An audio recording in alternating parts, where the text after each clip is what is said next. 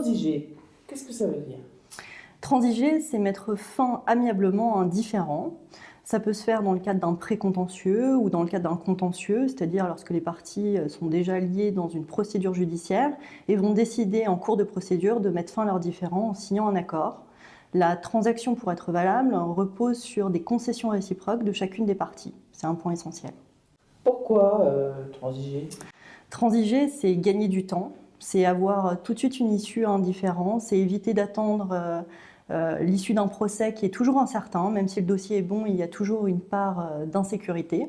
Après, on ne peut pas négocier et transiger sur tous les dossiers. Il y a des points sur lesquels un franchiseur ne peut pas transiger, des points sur lesquels il ne peut pas mettre un mouchoir sur des manquements qui ont été effectués par des franchisés. Ce n'est pas possible de transiger en toutes circonstances. Et que faire si une transaction n'est pas exécutée? De deux choses l'une, soit la transaction a été homologuée, c'est-à-dire qu'une fois qu'elle a été signée, elle a été présentée à un juge qui va l'homologuer, c'est-à-dire qu'il va apposer la formule exécutoire sur cette transaction, ou bien elle ne l'a pas été, et dans ce cas-là, finalement, la transaction est un accord, comme un autre, qui devra être soumis à un tribunal pour savoir si l'une ou l'autre des parties a exécuté ses obligations.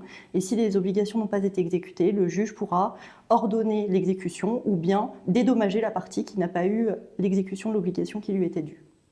Est-ce que vous conseillez d'une manière générale de transiger?